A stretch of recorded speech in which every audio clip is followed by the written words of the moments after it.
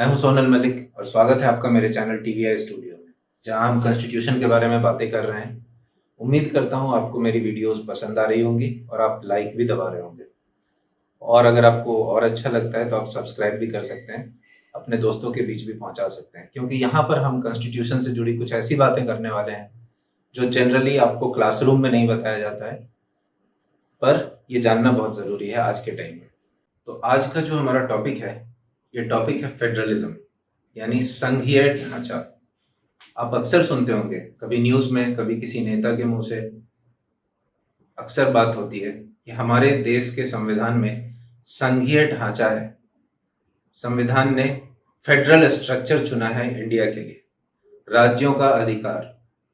तो इस बारे में आपको जानकारी होनी चाहिए कि ये बात कहाँ तक सही है और इसके फैक्ट्स क्या हैं।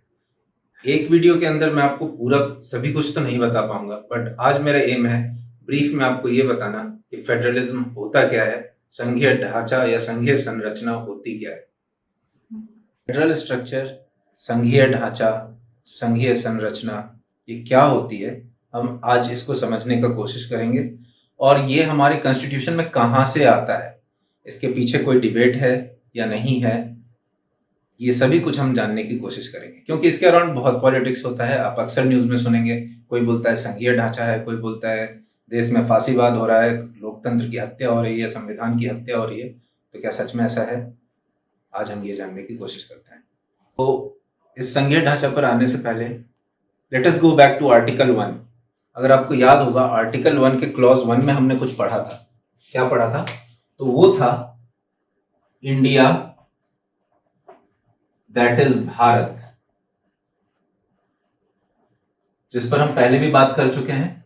और इसके बाद shall be a union of states. और यही हमारे काम का है आज के वीडियो के लिए। तो यूनियन ऑफ स्टेट्स या राज्यों का संघ, ये होता क्या है और ये हमारे संविधान में आया कहां से? तो इसमें जानने के लिए जो बातें इंटरेस्टिंग है, वो सबसे पहले ये है कि जब हमारी कॉन्स्टिट्यूएंट असेंबली फॉर्म हुई थी, ड्राफ्टिंग कमेटी के कई मेंबर अलग अलग जगह गए थे रिसर्च करने के लिए। जैसे कुछ अमेरिका गए, कुछ आयरलैंड गए, कुछ ऑस्ट्रेलिया गए, कुछ कनाडा गए, और फिर वहां से लौटकर उन्होंने इस पर चर्चा की। आगे बढ़ने से पहले हम ये जान लेते हैं, आर्टिकल 1 के क्लॉज 1 में, जैसा कि हम पढ़ चुके हैं, India that is Bharat shall be a union of states. और ये आर्टिकल 1 के क्लॉज 1 में है। तो जैसा मैं कह रहा था कि लोग आए लौट कर और उन्होंने इस पर चर्चा की। तो उनके सामने कई तरह के मॉडल थे। एक तो आप कह सकते हैं कि हमारा संविधान का core government of India act 1935 से आया, तो शायद यूके का मॉडल होगा। मगर यूके के मॉडल में संसद सर्वोपरि है, संसद जो कह दे वही कानून है, उसके ऊपर कुछ नहीं है। पर जहां रिटन कॉन्स्टिट्यूशन होता है, वहां पर कोर्ट की अथॉरिटी होती है। और ये मॉडल अमेरिका, कनाडा जैसे देशों में फॉलो किया जाता है। तो फेडरलिज्म या संघीय ढांचा, इसकी कुछ विशेषताएं होती है, कुछ फीचर्स होते हैं। तो पहले हम एक नजर डालते हैं क्या फीचर्स होती हैं। पहला होता है डुअल गवर्नमेंट, यानी दो लेवल पर गवर्नमेंट।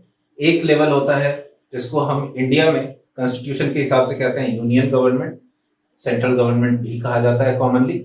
और दूसरा होता है स्टेट गवर्नमेंट, प्रांतों की सरकार। दूसरा होता है डिस्ट्रीब्यूशन ऑफ पावर, यानी जो उनके अधिकार होते हैं, जो उनका पावर होता है गवर्नमेंट्स में दोनों लेवल पे, वो बटे हुए होते हैं। इंडिया में जैसे आप अक्सर सुनते होंगे, union list, state list, concurrent list. तो ये डिस्ट्रीब्यूशन ऑफ पावर होता है। तीसरा होता है सुप्रीमेसी ऑफ कॉन्स्टिट्यूशन, जैसा हमने अभी बात किया कि कॉन्स्टिट्यूशन लिखित है और वो सुप्रीम है, कॉन्स्टिट्यूशन के ऊपर कोई भी नहीं होता है।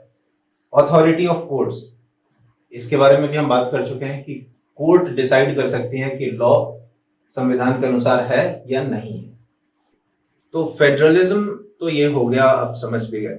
लेकिन सवाल ये है फिर कि आर्टिकल 1 में India that is Bharat shall be a union of states क्यों लिखा गया, फेडरेशन ऑफ स्टेट्स क्यों नहीं लिखा गया? और इस सवाल पर कॉन्स्टिट्यूएंट असेंबली के अंदर भी बहस हुई थी। कई लोगों ने क्वेश्चन पूछा था और इसका जवाब बहुत ही सिंपल है। आइए जानते हैं क्या है।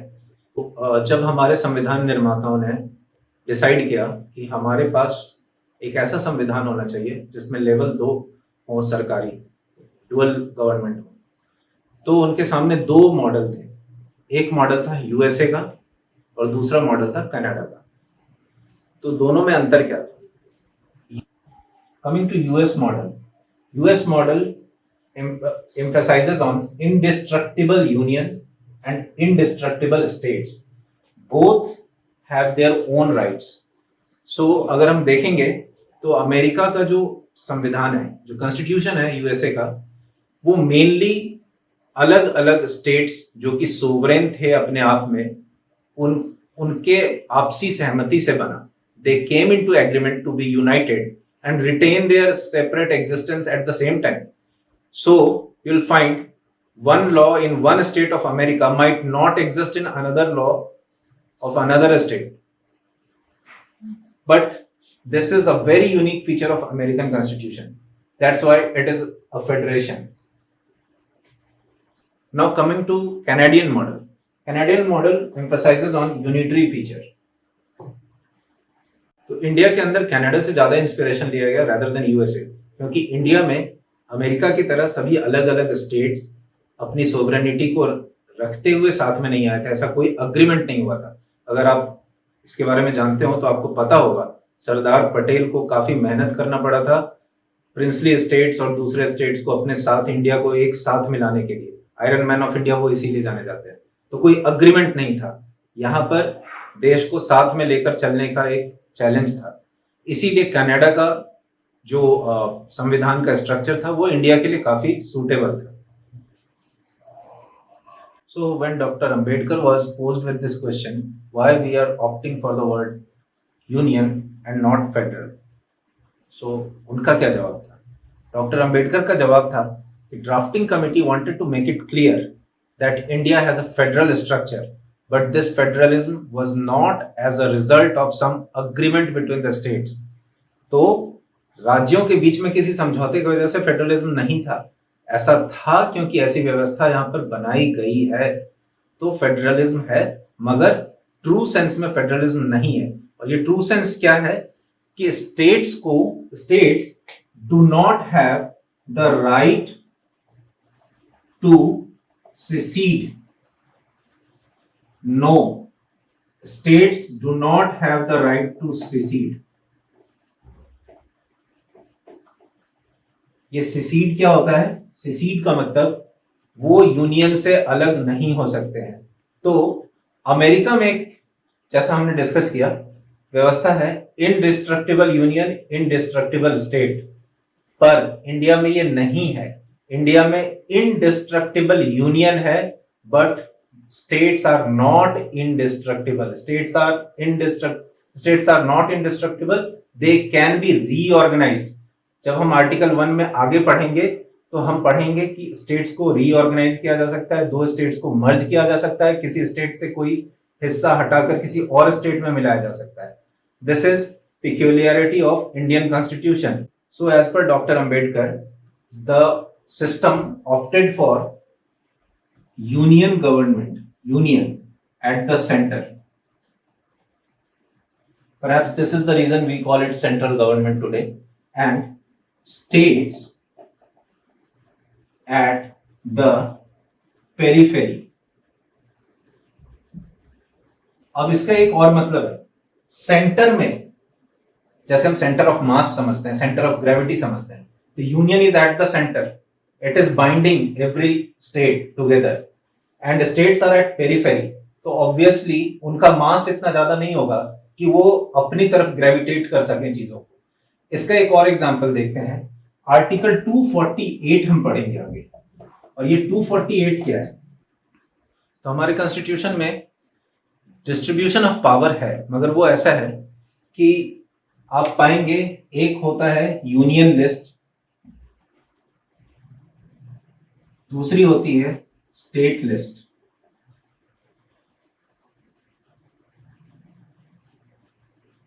यूनियन लिस्ट में वो सारे आइटम्स हैं जिन पर, एक चीज है union list, This list contains those items on which union legislature can make the laws.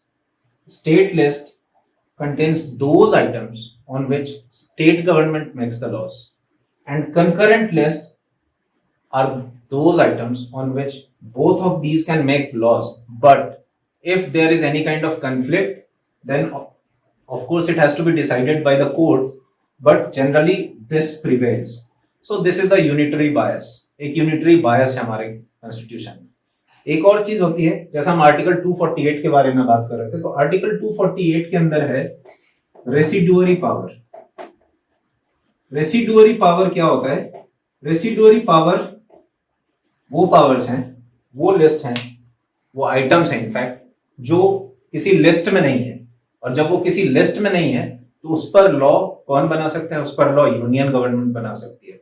Of course court इसमें अगेन डिसाइड कर सकती है कि क्या ये आइटम रेसिडुअरी लिस्ट में आता है, रेसिडुअरी पावर में आता है या नहीं आता है। This is again very different from the constitution of USA.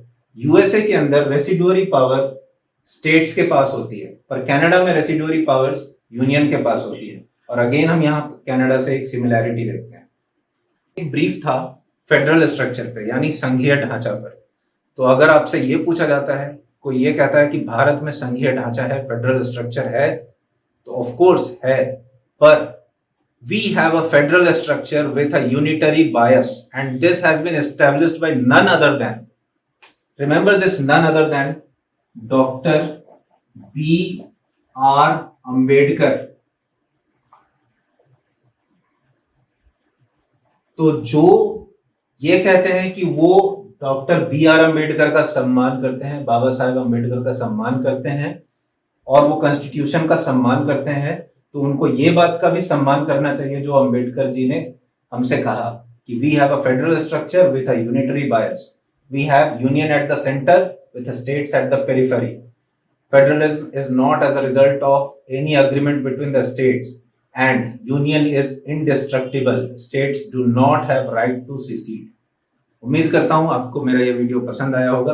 अगर पसंद आता है लाइक कीजिए, शेयर कीजिए, लोगों में फैलाइए। कॉन्स्टिट्यूशन के बारे में जानना बहुत जरूरी है। जय हिंद, थैंक यू।